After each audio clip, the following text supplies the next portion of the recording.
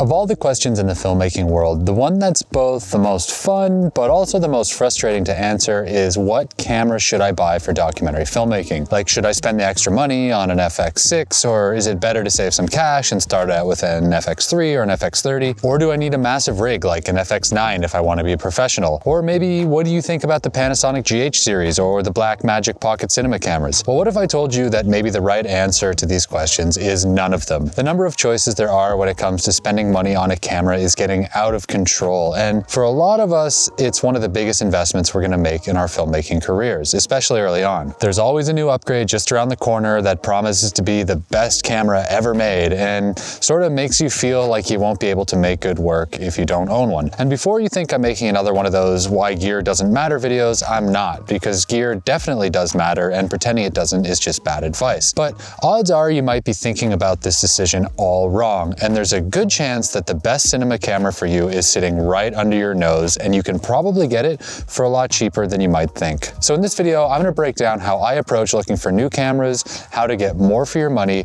and then at the end, I'll give you a couple of suggestions for what I'd sink my money into if I was going to buy something today. So let's get into it. Okay, so before I get started, if you're new here or if you've missed the last few videos, I'm still up in the Arctic on a 3-month shoot, hence the outdoor studio for this video. I'm a full-time doc DP and I make these videos on the side, so I'm just putting that out there in case you were wondering what I'm doing sitting in the freezing woods. I'm just going to cover my hands up real quick, but to get back to the topic at hand, in terms of where I'd spend my money if I were looking for a new camera right now, I want to share the fact that in nearly 15 years of professional photography and cinematography, I've only ever bought one new camera, and that's the FX3 filming this video right now. Every other camera, from the Nikon D700 that I started my photojournalism career with to the FX9 that's my current A-cam, I bought them all secondhand. And the only reason that I bought the FX3 new was because at the time I needed it, both as a B-cam and to start up this YouTube channel, it was so new on the market that I couldn't find a used one to buy, or I would have. So why am I telling you all this? Well, mainly because I think that for a lot of camera buyers out there, whether you're just getting started or if you've been in the game for a while already, you might be overspending on depreciating assets, and you could actually have access to much better gear by ignoring new cameras altogether. Let's imagine that you're at the start of your filmmaking journey and you're looking to invest in your first serious kit. I'm also going to assume here that you don't have an unlimited budget, because if you do, that's amazing and I'm very jealous, but this video doesn't really apply to you. For all of us normal people though, for who buying a camera is a big investment, ignoring the latest tech means you might be able to shoot your first film on a camera that was used to shoot an Oscar-winning doc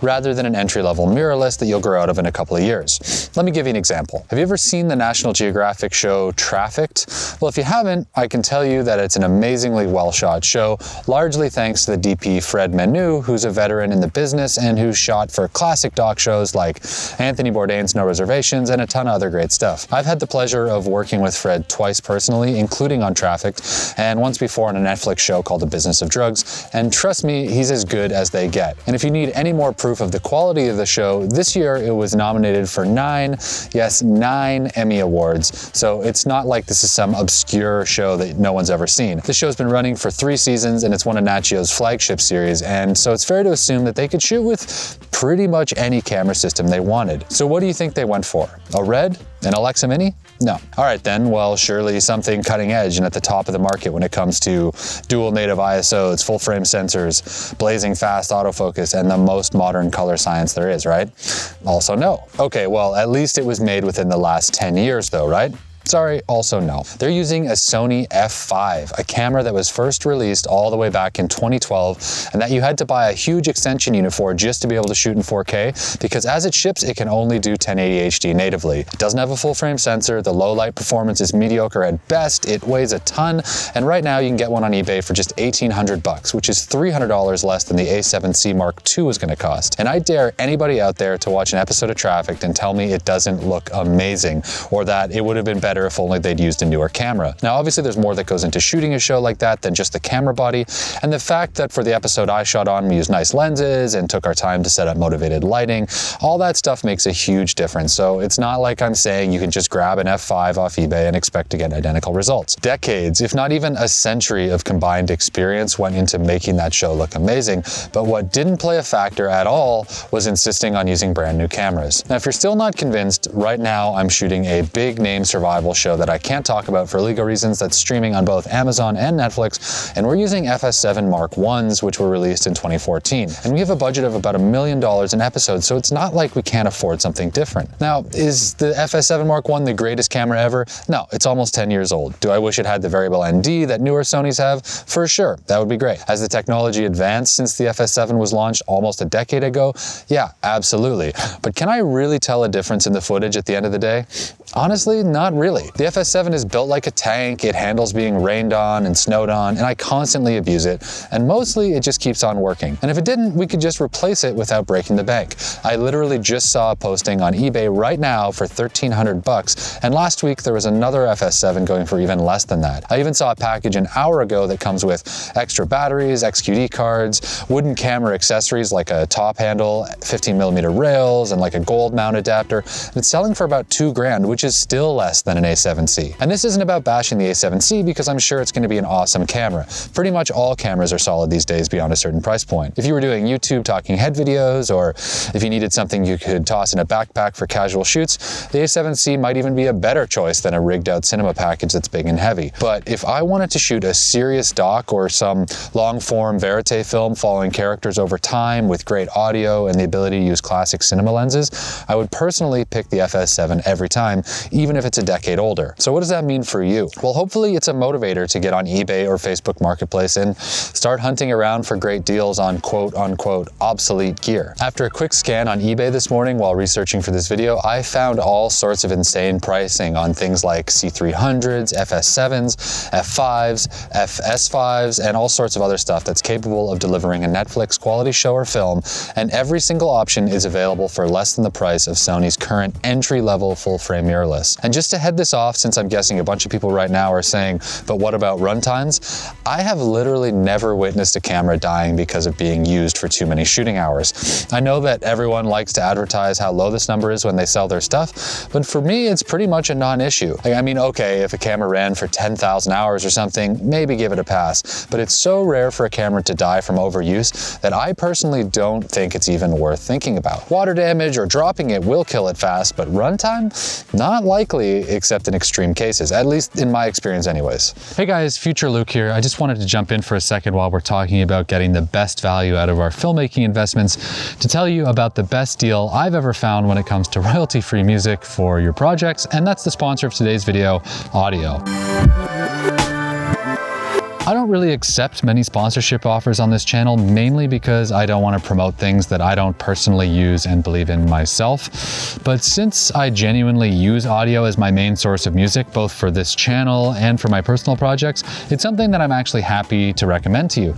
We all know what royalty-free music sites are for, getting music and sound effects to use in your films without getting sued. So there's no point in me rehashing a bunch of numbers about the thousands of songs and tens of thousands of sound effects you can get on Audio, because you probably already know what to expect. But what really sets Audio apart for me and makes them one of the best investments you can make in your filmmaking workflow is the value to cost ratio, because it is incredible. For viewers of this channel, use the code Luke70 at checkout. You're going to get a full year of Pro Plan access for the entire library for just $59. And if you've ever looked around for services like this in the past, and I've personally used pretty much all of them, you'll know that this is about a quarter of the price that you can normally expect. It's an incredible deal for a one-stop shop for all the music and sound effects you're going to need. It's run by great people who really care about the creators using their service, and it'll help support this channel at the same time. So thanks to Audio for being a longtime friend of the channel, and now let's get back to the video. Now, obviously buying a used camera presents some risks, and you need to do your due diligence. I'm not saying you should just grab any lowball offer you find on the internet, because you could get burned if you're not careful. But there is so much life left in high-end gear, and ignoring it because it's not new means losing out on potentially getting your hands on way better gear than you could afford otherwise. I bought my first cinema camera, the old FS5 Mark I used, and I also bought my FX9 used, like I said. Combined, I saved over $5,000 off the full retail prices of those cameras, which is enough that I could have bought a Sennheiser 416 shotgun mic, a set of wireless lavs with an upgraded Sanken COS11 mic, a full set of U-Sigma primes from 24 up to 85, and still probably had a bit of cash left over. To me, that's a no-brainer. I also could have gone out and shot a full short film with that money.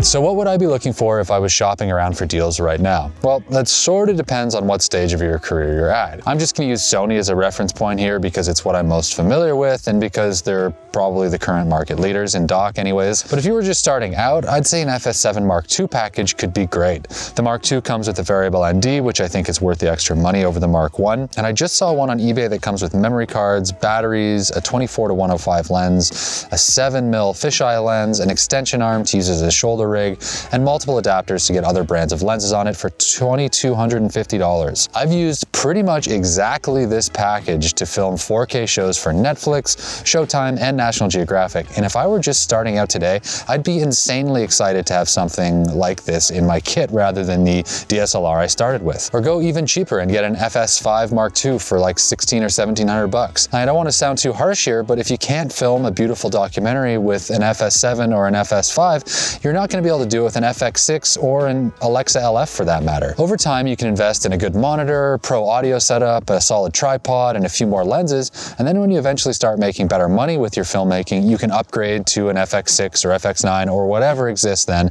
and move all your accessories over to the new body. Now, if I were already well established, I might look for something a little bit more modern, but I'd still absolutely go used. I just did a quick Facebook Marketplace search and found an FX6 package with batteries and CF Express cards for $5,000 all in. When you factor in taxes, that's probably almost $2,000 off the full retail price of all those things combined, including tax, of course. And you could use that cash to grab a pro-grade audio setup that's going to last you 5 to 10 years, or use the cash as a budget for a spec project and get out there and start shooting. The same thing goes for an FX9. I just found a basic package on Facebook for $9,000 with just 2 days of use on it, which is pretty much brand new. And when you factor in taxes, it's like $2,000 cheaper than buying new. It's like a 20% discount just for not being able to remove the shrink wrap. I think of cameras a lot like cars. They're a depreciating asset that lose a huge amount of their value the second you take them off the lot. Personally, I'd rather let someone else eat that loss and get something that's still incredibly powerful with a lot of life left in it, even if it's a tiny bit less shiny. And on top of all of that is the fact that the camera industry is such an insane contributor to global waste that insisting on buying new is just unsustainable in the long run. But whether or not you care about the environmental aspect or not, if you're only considering what's brand new, you're missing out.